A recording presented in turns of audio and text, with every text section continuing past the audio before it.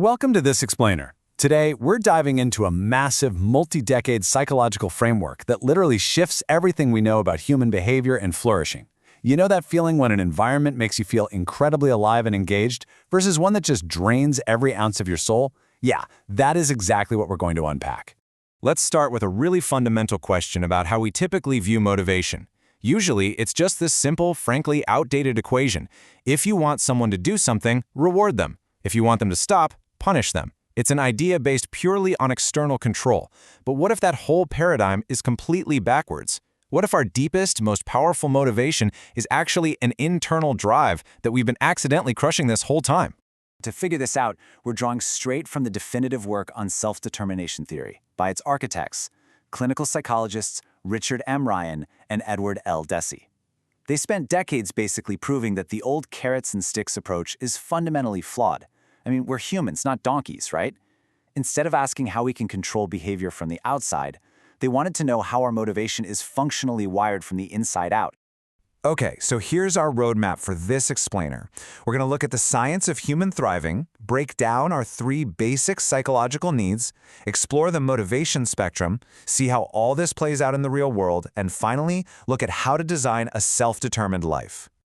All right, jumping right into Section 1, the science of human thriving. To really get this, we have to grasp the core organismic premise of the theory. And I say organismic because this framework treats humans as living, breathing systems, not programmable machines waiting for an input. The big takeaway here is that we aren't just passive, empty vessels waiting around for a reward. No way. From the moment we're born, we're proactive. We inherently want to explore and master our environment. We aren't just some blank slate waiting to be conditioned by the outside world. We have a natural, built-in tendency toward growth and integration. Moving into Section 2, the three basic psychological needs. Here's the catch, though. For all that natural, proactive growth to actually happen, we need specific environmental nutrients. Just like a houseplant is going to wither and die without sunlight and water, human beings need specific psychological support to truly thrive.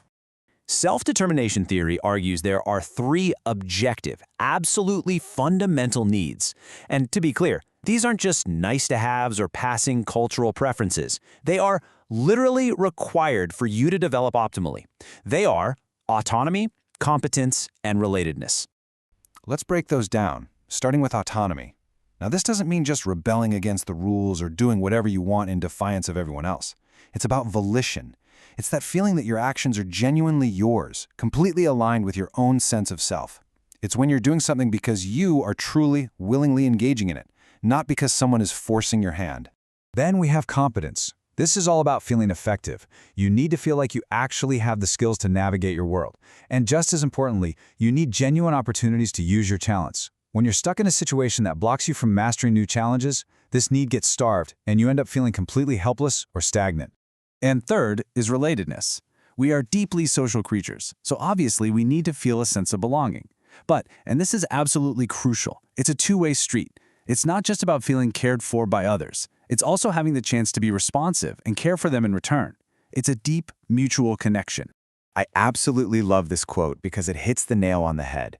These three needs are objective requirements for your wellness. The authors use this brilliant analogy. Whether or not you actually care about nutrition, if you don't get vitamin C, you will get scurvy. In the exact same way, whether or not your workplace or culture values these psychological needs, if you are deprived of autonomy, competence, and relatedness, you will experience psychological depletion. Period. All right, Section 3, the motivation spectrum. Once you understand those three needs, you have to completely rethink the very nature of motivation. We usually talk about motivation like a volume dial. You either have high motivation or low motivation, but it's actually about tuning in to entirely different frequencies. So it's not about how much drive you have, it's about what kind of drive it is.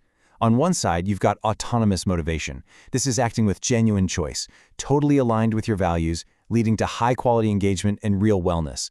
On the flip side, you have controlled motivation. This is acting out of pure pressure, whether that's external rewards and punishments or internal guilt and ego, and controlled motivation reliably leads to burnout and lower quality output. The real tragedy happens when those basic needs are thwarted. When your environment starves you of autonomy, competence, or relatedness, your natural intrinsic drive basically gets hijacked. You end up having to rely on controlled motivation just to get by. And over time, people get defensive. They just comply to avoid getting in trouble. Or they overcompensate by chasing power, money, or status. Let's pivot to Section 4, SDT in the real world. We really need to bring this down to earth and look at our major societal institutions, because the environments we construct every day are either nurturing these basic needs or systematically crushing them. Just think about your office for a second, or maybe your kid's school. The data across education, healthcare, and business is absolutely wild. When environments are autonomy supportive, you get incredible loyalty, deep learning, and maintain positive behaviors. But when they are highly controlling, you get alienation, burnout, and massive turnover. It's literally night and day. Take education, for instance. A lot of modern schools are intensely focused on a super narrow set of metrics. When they rely heavily on the controlling strategy of high-stakes testing and public grading, educators often accidentally kill the exact curiosity they're trying to build. Kids feel controlled, they lose their confidence, and learning just becomes this miserable chore of compliance instead of a journey of discovery. And we see the exact same thing in the corporate world. There was this fascinating study of insurance workers in Norway. It showed that tying bonuses strictly to sales performance actually made the employees feel intensely controlled. It completely tanked their autonomous motivation, dropped their overall effort, and significantly increased their desire to quit. It's like when we try to buy engagement, we end up paying for it with loyalty. But let's look at a massive positive: healthcare. Studies on breast cancer survivors and patients with major cardiac issues found something amazing. When doctors actually take an autonomy-supportive approach, meaning they listen and truly support the patient's volition, the patients actually internalize the health goals as their own. They exercise more, they stick to their treatments, and they actually recover significantly faster.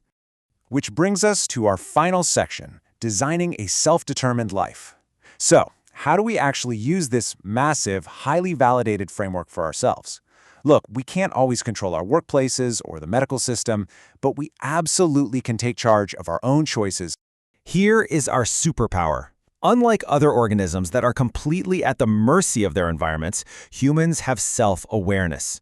We can evaluate our surroundings. We can literally sense when our psychological vitamin C is missing. We know when our autonomy is being crushed, when our competence is being doubted, or when our relationships feel totally transactional. And because we have that awareness, we can actively make choices to change our environments so they actually support our flourishing. So I want to leave you with this final provocative thought. Take a hard look at the structures in your life today. Are they built on carrots and sticks, just dragging you along with controlled motivation? Or are they autonomy supportive, letting your own natural, inherent drive pull you forward? What is one change you can make today to stop relying on external controls and start truly thriving? Thank you so much for joining me for this explainer. Keep asking questions, keep evaluating your environment, and go take ownership of your own thriving.